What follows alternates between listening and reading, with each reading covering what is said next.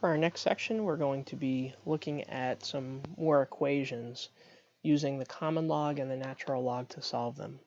So this is going to be section 4.5, and we'll title it Exponential and Logarithmic Equations.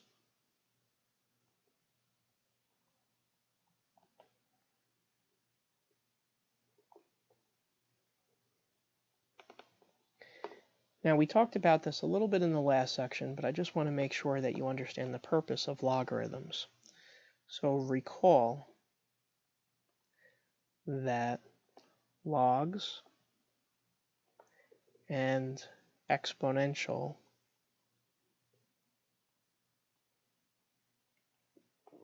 are inverses.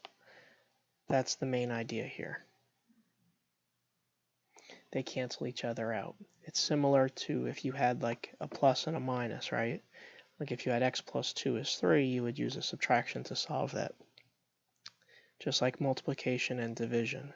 If you had 2 times x is equal to 8, you would divide to solve that. Or square root and squaring something, like the square root of x is equal to 9. Now with logs and exponents, what we're going to do is if we have like 2 to the x power is equal to 5, we are going to use logs. Logs and exponents are inverses. So let's take a look. To get started, I just want to quickly review some properties of logs, and then we'll get into the equations.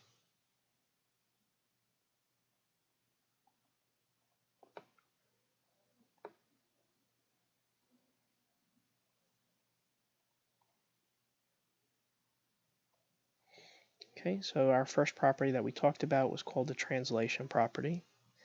And remember, using the translation property, this just helps us to go from, say, log base b of a is equal to y. In exponential form, we could write this b to the y power is equal to a. We talked about like a crisscross to help us remember it, and that was the translation property. The second property we could talk about is the inverse property. We talked about this a lot in the last section. The inverse property says if you're taking the log with the same base of an exponential to that base, they cancel out.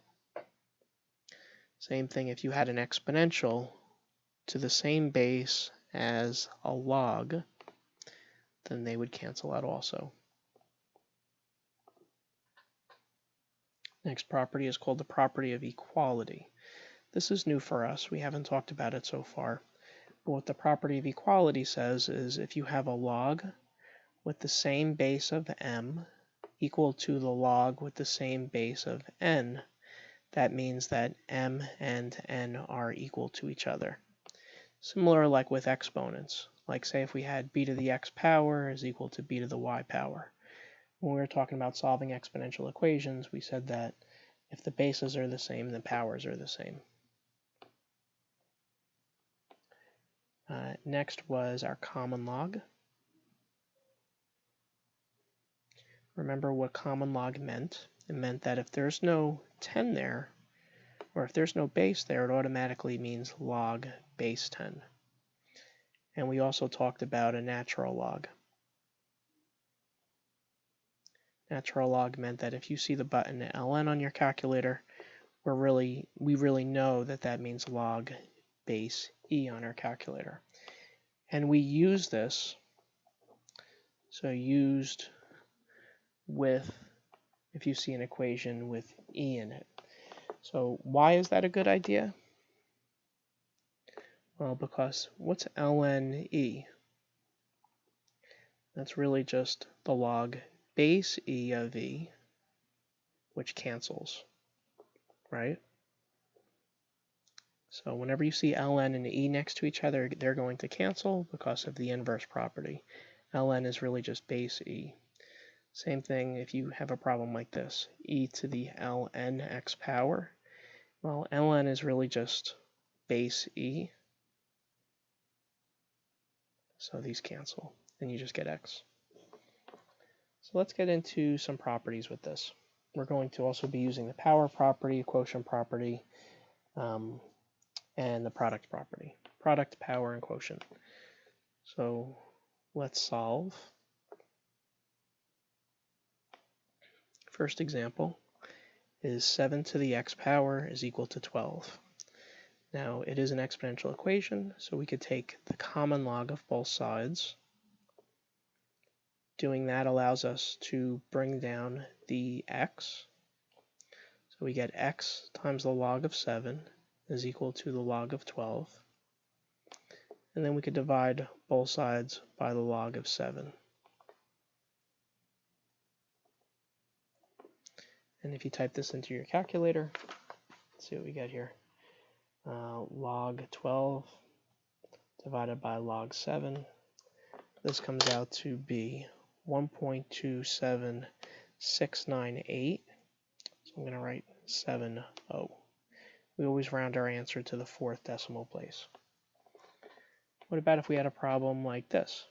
Let's say 10 to the x power is equal to 25. Well, we have an exponential equation, so let's take the log of both sides. But one thing I just want to point out is, remember, log with no base is really base 10. So this is really log base 10 of 10. So we could really cancel this out. We don't have to use the power property. And I should have taken the log over here as well. Remember, we took the log base 10 of both sides. When you take the log base 10 of 10, they cancel, and you just get the log of 25. So this one's pretty easy. The answer is 1.3979. All right, how about something like this? What about if we had 3 to the 2x power is equal to 7, something like that. Again, it's an exponential function, so let's take the log of both sides. Bring the 2x down.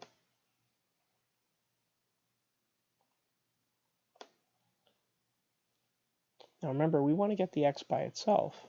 So let's divide by 2 log 3. Cancel these, cancel the 2. You get x is equal to log of 7 divided by, in parentheses, 2 times the log of 3. You're not just dividing by 2, you're dividing by that whole thing in parentheses. This comes out to 0.8856. Let's move on to one a little bit harder.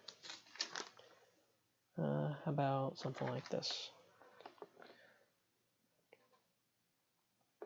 2 to the x plus 1 power is equal to 4. Let's make it, 4 is a little too easy. Let's make it 6. We have an exponential function, so I'm going to write 2 to the x plus 1 power is equal to log of 6. We could bring the x plus 1 down.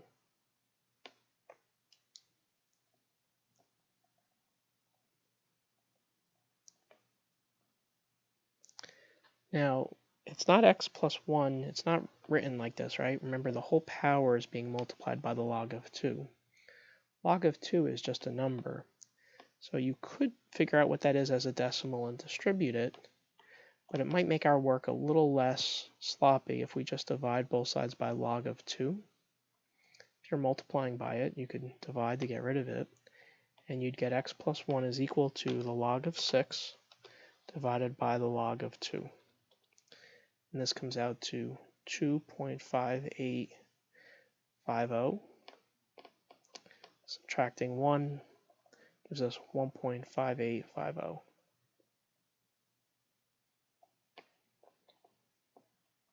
about a problem like this? 3 to the 2x minus 1 power is equal to 0.4 to the x plus 2 power. So we see an exponential function, and then we have one on both sides. So let's just follow our typical steps. We'll take the common log of both sides.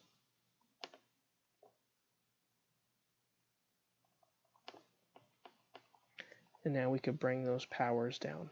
Just remember to include them in parentheses.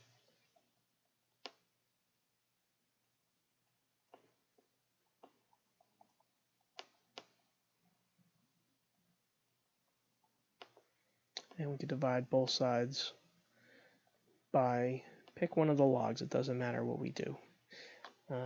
We could just pick log 3 if you want, divide both sides by 0.4, it depends which one you want to get rid of. It doesn't matter to me, they're both the same. I'll divide both sides by log 3. Get 2x minus 1 is equal to, this is going to be log of 0.4 divided by the log of 3. And I'm getting negative 0.8340 times x plus 2. So sometimes it can get a little sloppy. I'm going to actually distribute this number in. It's not hard, it's just, you're going to have some decimals floating around.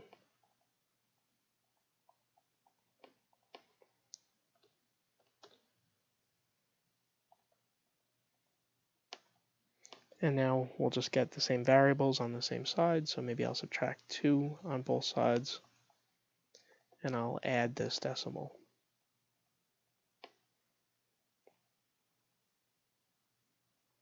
So let's see, these 2's cancel. This would give us 0.6681.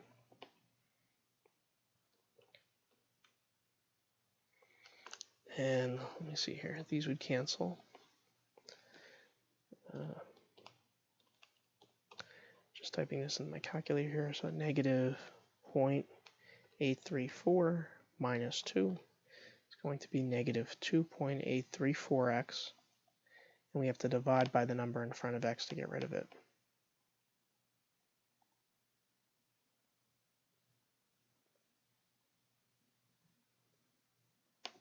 So 0.6681 divided by negative 2.834. This is negative 0.2357. That would be the answer. How about if we had a problem with e in it? Like, what would you do if it was e to the x is equal to 5? Well, we could take the log of both sides, and there's nothing wrong with that, but I would recommend you take the ln of both sides, the natural log. Because remember what we said, ln is really just log base e, and that means that they would cancel. So ln e just cancels, and x would equal whatever ln 5 is on your calculator. It's 1.6094. Couple more problems. Let's see, what letter are we on? Let's go to G. G says, what if we had e to the x squared is equal to 200? Well, we could take the ln of both sides. We're not going to get excited because we see x squared or whatever. Ln e cancels. We get x squared is equal to the natural log of 200, which is 5.2983.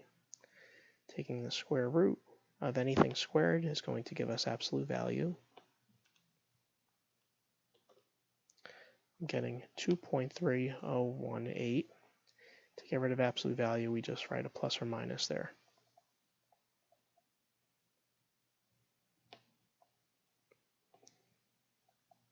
What if we had e to the 2x plus 1 power times e to the negative 4x power is equal to 3e? Well, we do have some properties of exponents we could use. Right here, if we have the same base, we could actually just add those exponents together. So this would be 2x plus 1 plus negative 4x using the product property. And 3e is just a number. I'm going to type that into my calculator. What's 3e to the first? Calculator's telling me it's 8.1548. And if we add those powers, let's say 2x and negative 4x would be negative 2x plus 1. We could take the natural log of both sides.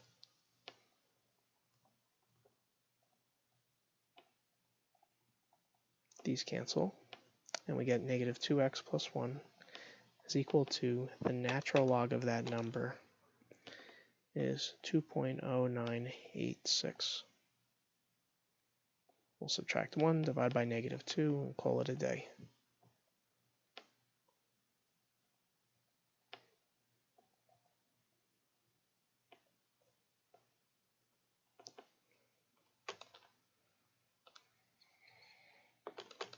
And I'm seeing that x would equal negative 0.5493. I want to do one more in this example set. What if we had e to the 2x minus 4e to the x plus 3 is equal to 0? Well, it looks almost like a quadratic equation, but we have like e in it, right? So it's a little bit different. Let's treat it like a quadratic equation.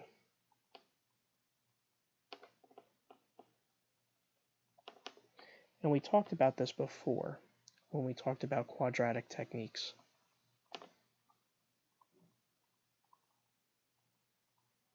And in quadratic techniques, we take this middle term, e to the x, and we substitute for it. So e to the x squared is e to the 2x. So you could see we're just changing the form, but if we let y be e to the x, this is just y squared minus 4y plus 3, and this is like super easy to do.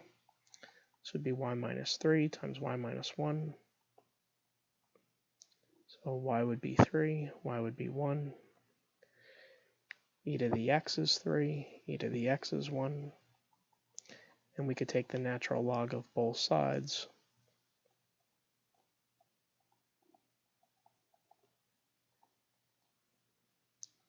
And this would just be the natural log of 3 is 1.0986. It's 4 decimal places. And the natural log of 1 is 0. Just an interesting reason for that. Remember when we talked about the graph of logs, we said the graphs looked like this. The x-intercept was at 1, right? So this is what the graph of log whatever base 10 of x looks like. Log maybe base like 12 of x looks like this. Or log base e of x looks like this. You could see they all have the same x-intercept. When x is 1, the y value is 0. So what's the natural log at 1 right here? What is y when we have the natural log of 1? Well, the y value is 0, and that's what we just saw here. You could type it into your calculator, but I just wanted to explain that. All right, and let's get into a little bit more advanced problems. Let's solve logarithmic equations now.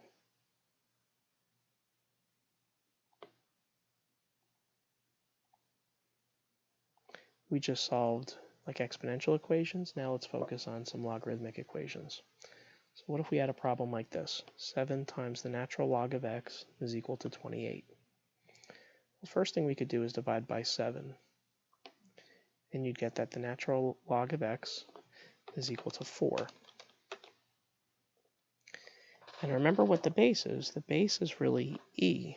So whenever you get stuck, one thing to think about is, can you use the translation property? E to the 4th power would equal x. So in this case, x would be e to the 4th power is 54.5982.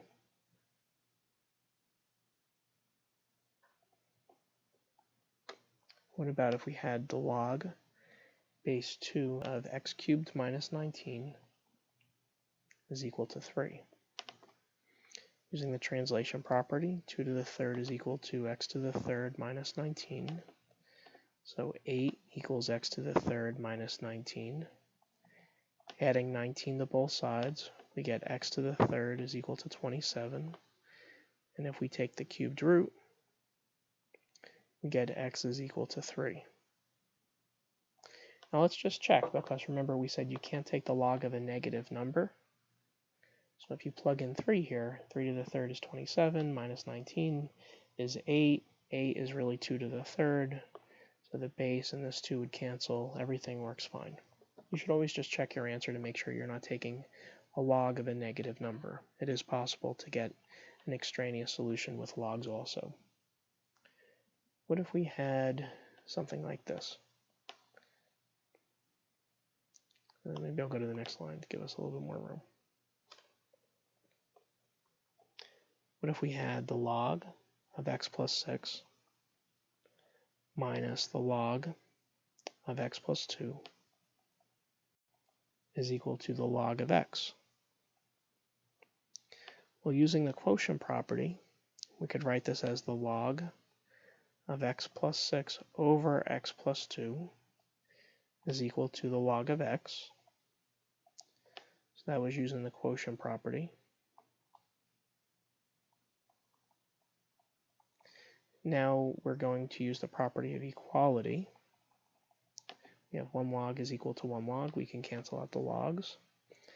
And we get x plus 6 over x plus 2 is equal to just x over 1. We can cross multiply. X times x plus 2 is equal to x plus 6. So we get x squared plus 2x is equal to x plus 6. Get everything on the same side. So I'm going to subtract x, subtract the 6. And factoring gives us x plus 3 times x minus 2 is equal to 0. Using the 0 factor property, we'd get x is equal to negative 3, x is equal to 2. Now let's just check our answers to make sure we're not taking a negative log. If we put a negative 3, that would be a problem here, and it would be a problem here, so that can't be an answer. But 2 would be fine, so it looks like the only answer for this problem is 2. How about a problem like this? Log base 2 of 3x minus 7 times x minus 4.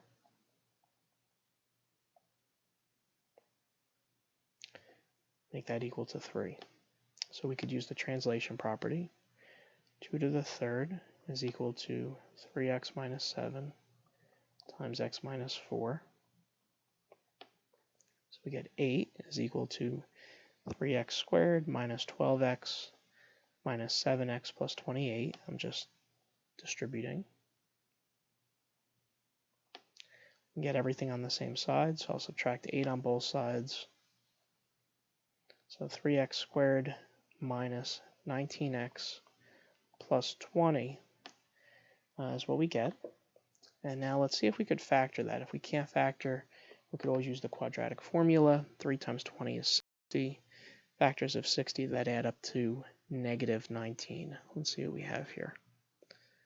Well, I know 60 is 2 and 30. It's not going to work. 3 and 20, that's not going to work. 60 divided by 4 is 15.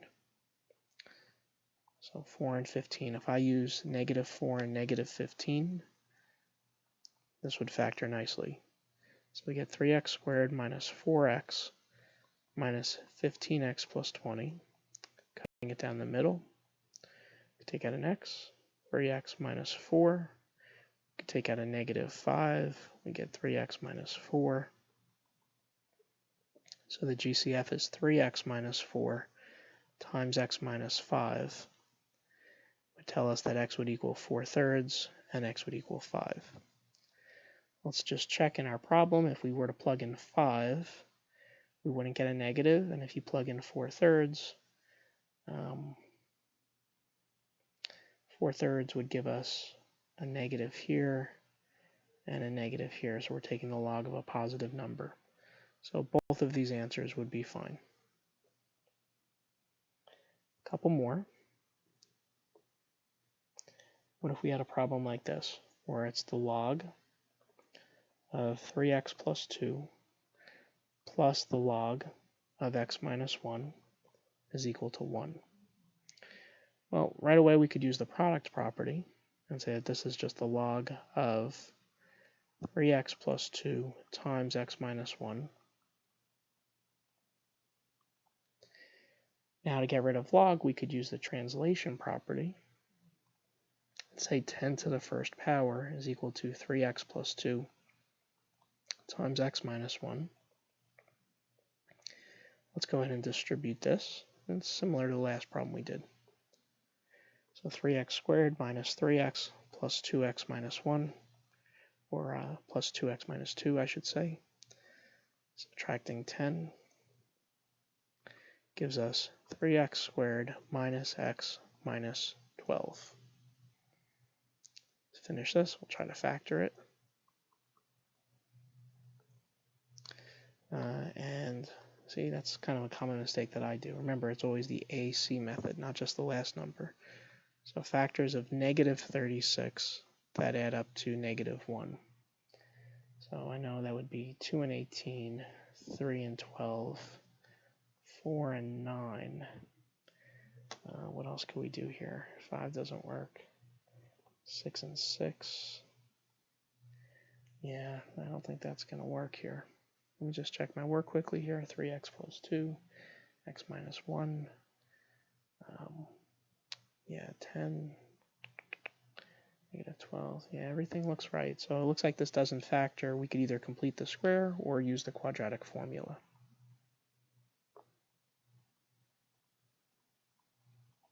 And in this case, if a is 3, b is negative 1, and c is negative 12, we'd get that x would equal the opposite of negative 1 plus or minus the square root of negative 1 squared minus 4ac all over 2a. So we get x is equal to 1 plus or minus.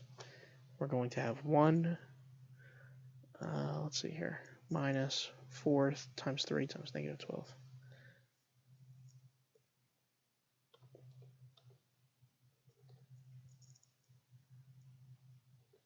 Getting 145 here over 6. 145 can't be broken down anymore, so it looks like this would be our answer. Let's just double check to make sure we wouldn't be taking log of a negative number. So the square root of 145 is 12. So the two answers here would be 1 plus the square root of 45 divided by 6. So one answer is 2.2 about, or 2.1736. And if we subtract the square root and then divide by 6, we get negative 1.8403. So we can't use that option for this log. That would make it negative. So the only answer we could use is just 1 plus the square root of 145 over 6. Remember, you want to make sure you check for extraneous solutions. You can't take the log of a negative number. And let's do one more to finish out this section. I think this is letter F. And this says the natural log of e to the ln x power minus the natural log of x minus 3 is equal to the natural log of 2. Okay, well, right away I could cancel out ln e, right? That's an inverse property. ln is really just log base e of e, so that's why we canceled it out. And we get the natural log of x minus the natural log of x minus 3 is equal to the natural log of 2. This is a quotient property. We get the natural log of x over x minus 3 is equal to the natural log of 2. Well, so let's write this out here. This is the quotient property. This was the inverse property. And this is the property of equality. We could actually cancel out these logs, and we'll solve this proportion by cross multiplying. We'll get 2 times x minus 3 is equal to x times 1. So 2x minus 6 is equal to x. X would equal 6. And looking at our arguments, x equals 6 would work for this, and it would work for this. Thank you very much. Stay tuned for our next section.